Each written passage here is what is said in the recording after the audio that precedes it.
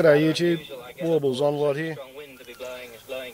We're listening to a radio documentary made in 1966. This is Tim Bowden of the Australian Broadcasting Commission. It's called On Patrol in Da Nang. Bit of a blast from the past, but it is the war that I grew up with. Give you something to look at. And so we're moving through past a clump of bamboos now, and the wind is whistling through them. You can't hear anything very much except the noise. The chuffs are having a bath. No one's talking except me. And I understand that when a sniper does fire, the front of the patrol may not hear it, and those that do, in the towards the back of the patrol, take very little notice because they say the VC are rather bad shots, and sniper fire is not something that worries them. A short while further on, we stopped while a section investigated a village. With the tanks rumbling in the background, I talked to one of the Marine privates about the effect of American aid on the lives of the peasants in the area. They never see any. The average peasant never sees any aid at all. We should give them more down-to-earth things like water pumps, introduce them to milk, things like this, things that they could see. They don't need superhighways, airports, and dams. They never see any of it anyway. But what about the VC? What can they give them? Heartaches, communism. They don't want communism, they don't want democracy, they just want to be left alone. They were not to be left alone on this occasion. Sam, the young platoon commander, had rounded up about 30 villagers, mainly old men and women, and had grouped them in front of the leading tank. He gave his orders through his Vietnamese interpreter. I tell them that we're going to use them just like we did before, holding hands, walking across this area to that tree line over there. Bây giờ tay cầm tay ha, đi thưa ra mà đi thẳng tới cái bên cây kia nghe không? Yes sir. Okay. I was frankly appalled. Surely the Marines weren't going to use the villagers as human mine detectors. Well, yes, as it happened, but the move wasn't as callous as I'd first thought. The villagers, it seemed, had certain inside information on the placing of the mines. They usually know where they are. Yes, the VC put them up there, and this is in their area. So they must know where they are in order to be, for them to be safe. They usually get some warning as to where the mines are hidden, and that saves the villagers' lives. And it's usually a very good bet that they'll know where the mines are. And if you use them like this, they'll usually, if they come up on a mine, they'll stop, and then they'll start talking, and then we'll find the mine. We moved across the danger area, dismissed our human mine detectors, and pressed on.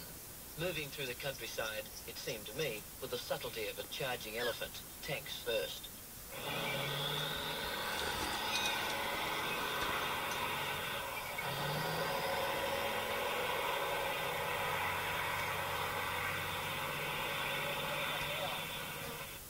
Then it happened.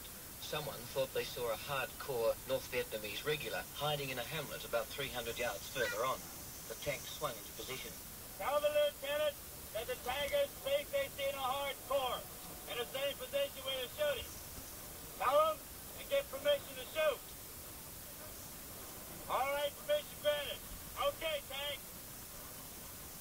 There's no friendlies over there.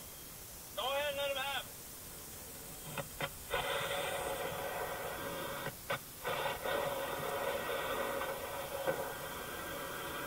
What do you see up there? Hardcore wear khakis with a shiny helmet.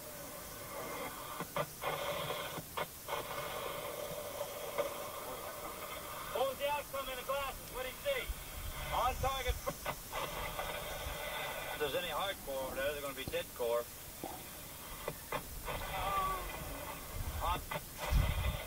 Oh, good shot. Get that field. Look at it. Beautiful. Beautiful.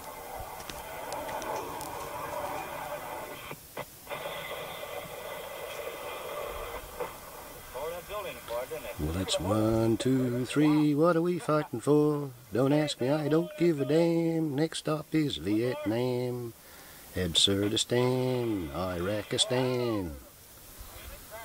It's 5, 6, 7, open up the pearly gates. Ain't no time to wonder why. Whoopee, we're all gonna die. Be the first ones on your block to have your boy sent home in a wooden box. 1, 2, 3, what are we fighting for? Don't ask me, I don't give a damn. Next stop's Absurdistan.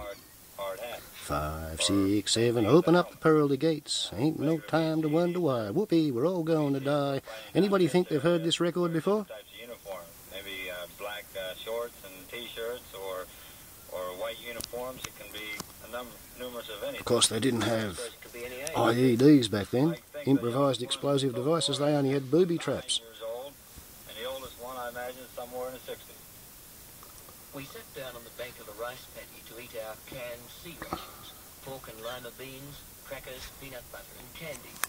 Jim, my bodyguard, who incidentally had 5 Purple Hearts, a decoration awarded for being wounded in combat, was talking about the VC.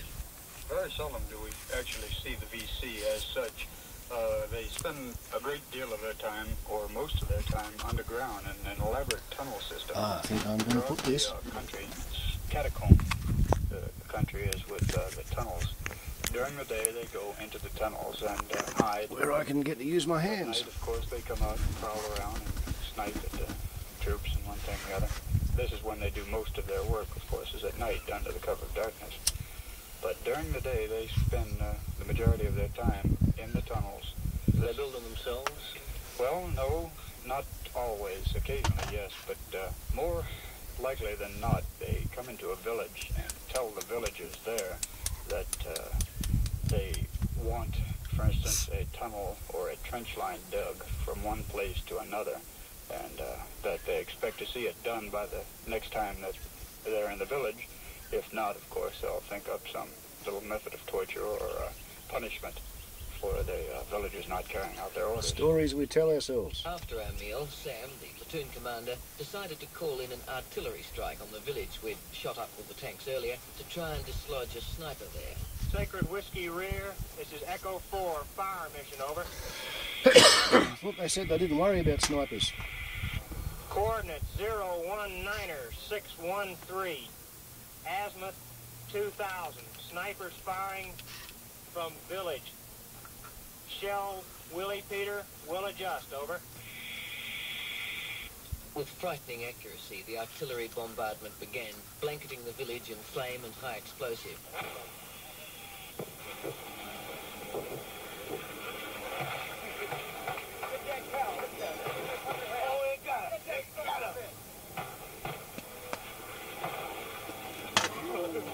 Come on. That hoop's better burn.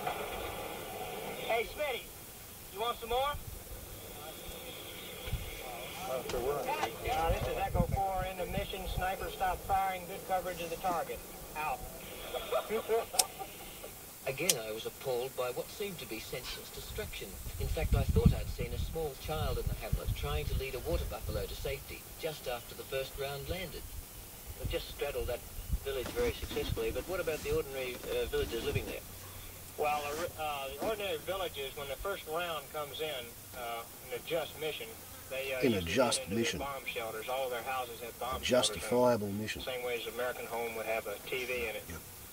And they all get underground. The ordinary American home has a TV, the ordinary Vietnamese home has a bomb shelter to hide in when the justifiable Americans come and hit you with an artillery strike. Yes, it might and it might not. You'll find that most of the houses over here are not occupied around this area because of VC and us moving around here a lot of the time. Most of the people have moved out. Some of them going back to Da Nang, and some of them are VC, some of them are Harbin, so forth. Caught between the Viet Cong and the Allied effort, the luckless peasant has the worst of both worlds. That is, in the early stages. However, when government control can be established over an area, the rehabilitation procedure, called pacification, begins.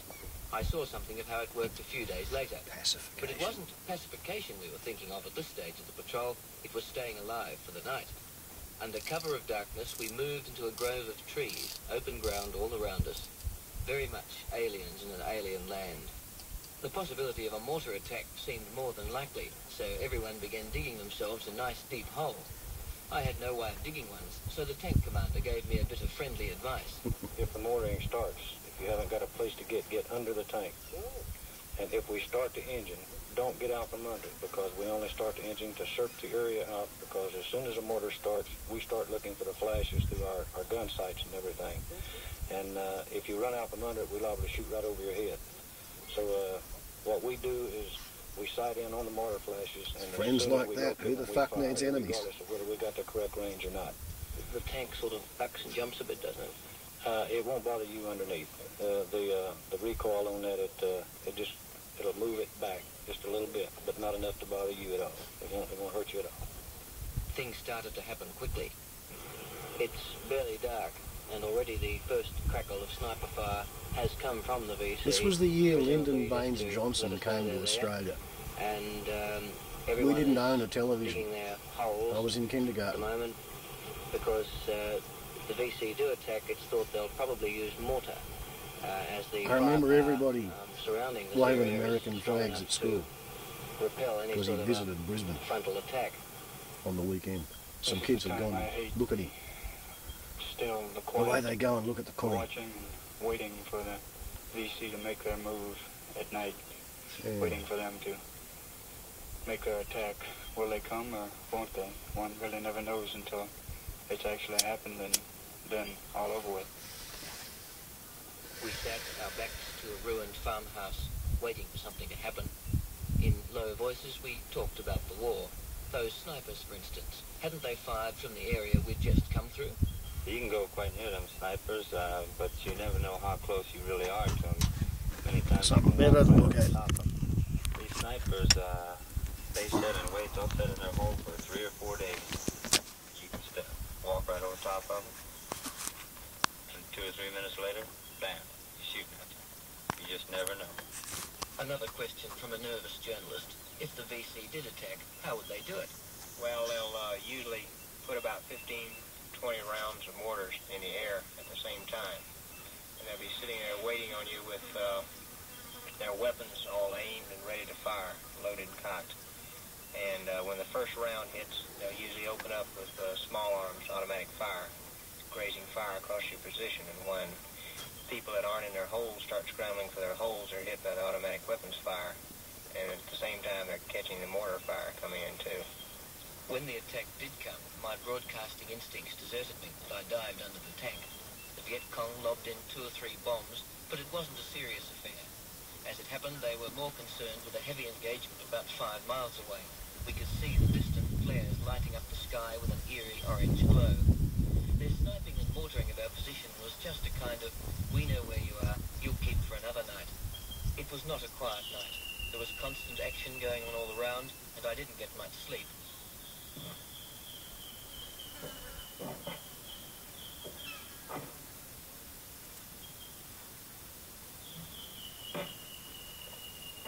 I'd seen something of Phase 1, as it's called, the purely military operation, where hostile territory is wrested from enemy control.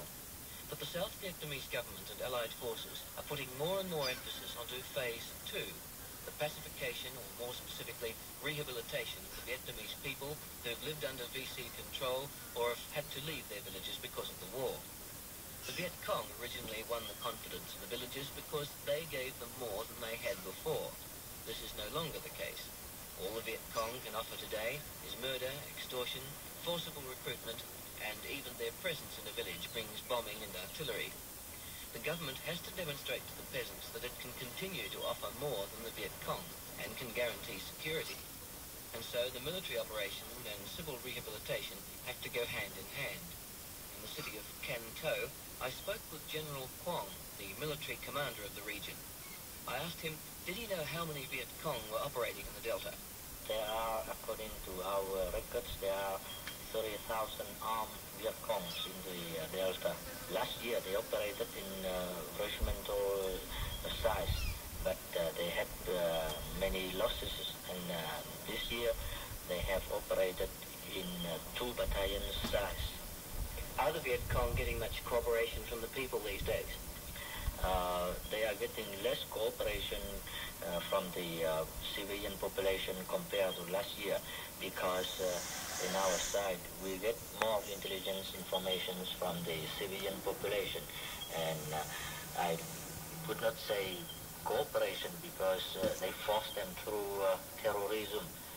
They force the population to cooperate through terrorism and assassination. Do you think that you are winning at the moment?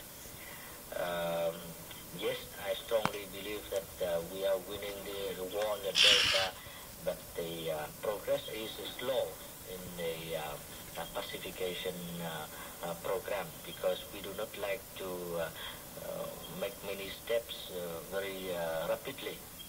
Pacification cannot be achieved overnight, and yet there are indications that the worst may be over in the Delta. The revival of commerce and trading is one of the most encouraging signs, according to the Chief United States Advisor to the Delta, Colonel Bowden. If you go around the marketplace here every day, you will find about a quarter of these people freely trading. Trade is heavy in this area, where they're trading for their daily food and the things that they need for their standard of living. The shops are full down here. If you go through the towns, you will find tens of thousands of children going to the school on double shifts daily. Additionally, you will find much work being done in building bridges and in repairing roads and so forth, transportation facilities. But finally, the number of private dwellings going up with private money in all the towns in the Mekong Delta. And not only private dwellings, but also multiple dwellings and small businesses. In other words, concurrently with the security provided by the military effort here, there is an improvement in the situation for the civil population. The average GI will tell you that he believes in what the Americans are trying to do in Vietnam. But he remains separated from the Vietnamese by the language barrier and by a way of life and thought he cannot really understand. He lives a life as close to the American way of life as Uncle Sam can fix. He eats imported frozen steaks, sees a movie every night, if he's not in the field, but sometimes even there, and flips the button of his transistor to the Armed Forces radio network. Good morning, Vietnam.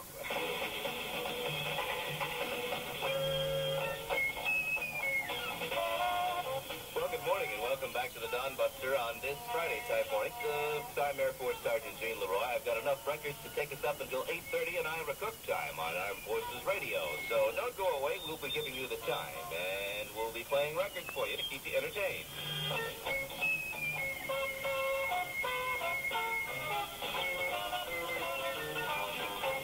Time right now, 6 minutes past the hour of 8.